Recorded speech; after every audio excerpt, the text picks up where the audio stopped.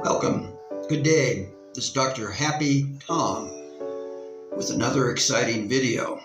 Well, really, it's not so exciting. It's rather morbid in that what we're going to talk about today is the lethality of alcohol and commonly used drugs. Where I get my information from was a 2003 article that looked at 20 commonly used, abused, and lethal drugs. Of course, the most lethal drug was our good friend alcohol. And what they looked at was a thing called ED50. ED50. Effective dose in 50% of people. And what that means is how much booze does a person have to drink to get the effect that they're seeking? And the effect usually is a mild giddiness, a mild drunkenness. Most people don't shoot for insane drunkenness, but some people do. They found that the effective dose for alcohol, the ED50, is around 33 grams. Now, as you probably know, alcohol, if you drink enough of it, can flat out kill you. And the lethal dose, that's a LD50. That's a very common pharmacology term, LD50. What is the lethal dose for 50%?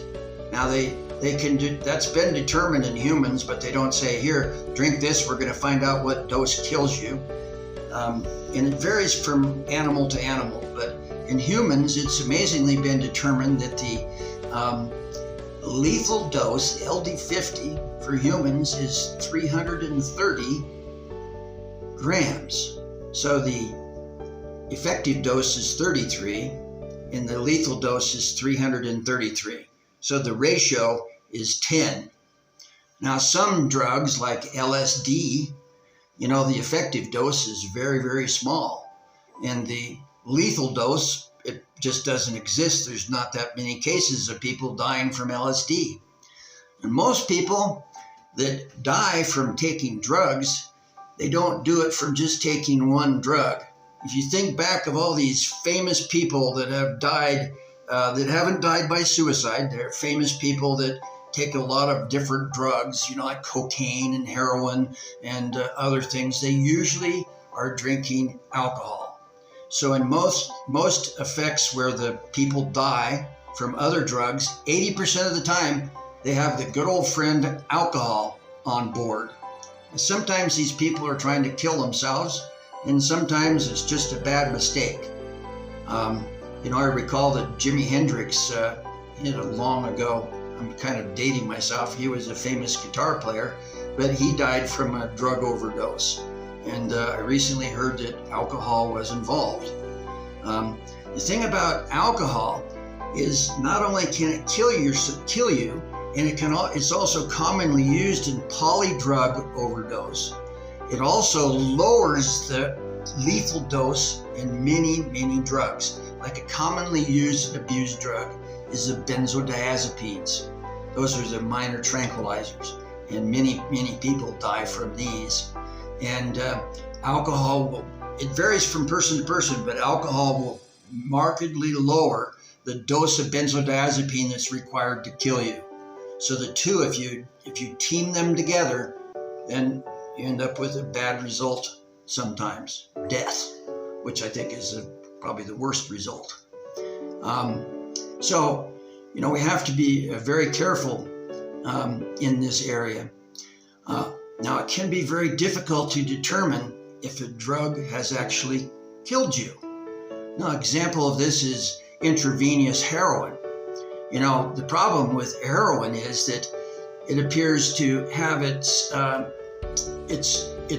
in the bloodstream for only a matter of minutes.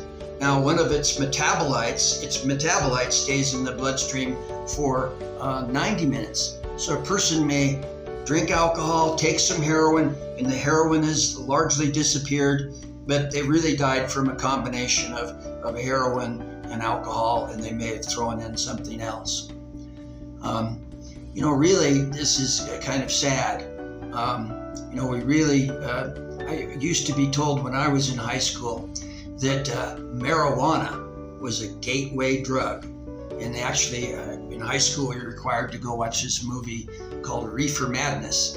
And it was at a big auditorium, and there were all these people in there. Many of whom were on the clandestine. They were on the sly. They were smoking marijuana, and they showed all these things that could happen to you. You know, you would go crazy, you would lose your mind, you would rape people, you'd do all this crazy stuff. And the only result, I don't think that it caused anyone to stop using marijuana. The only thing it caused was people had sore sides because they were laughing so much. So we were told marijuana is a gateway drug. I don't believe this at all nowadays. I don't believe it one bit. I believe that the ultimate gateway drug is either alcohol or cigarettes.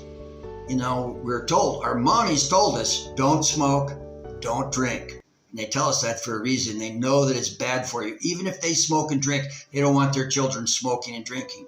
But once you've crossed that boundary, you know, you smoke a cigarette, you're going to get used to it. Then you try the booze, then anything becomes possible.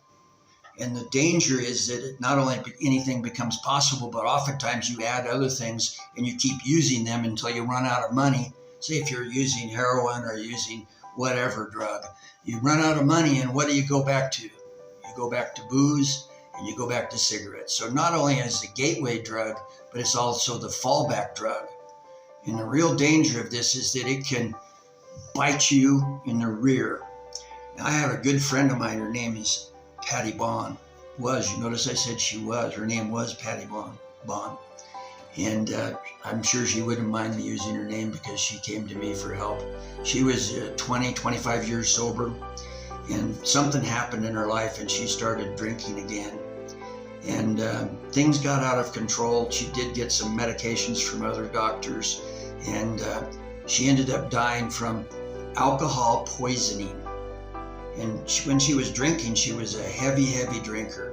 And oftentimes what happens to people when they poison themselves with alcohol is they think back, well, I used to drink like this. And so they start drinking. And the next thing that happens is they go into a blackout, and their brain, their habits are, you know, I'm drunk. And so I just keep drinking, they drink, and they drink, and they drink. And then they pass out, and then the alcohol increases in their system and they go to heaven. So that was a tragedy in my life. I'm sad that ever happened. And I know that Patty, she was heavily involved in Alcoholics Anonymous, and she would want anyone that I am talking to or reaching out to, number one, to never drink alcohol. And number two, if you're drinking, get off of alcohol and do whatever you have to do to stay away from it so that you won't poison yourself with alcohol or with other drugs poison yourself. So these things are all out there, but we can learn to live a life without the use of alcohol, without the use of drugs. Now, there is a use for drugs, you know, prescribed by a physician and monitored in a responsible fashion.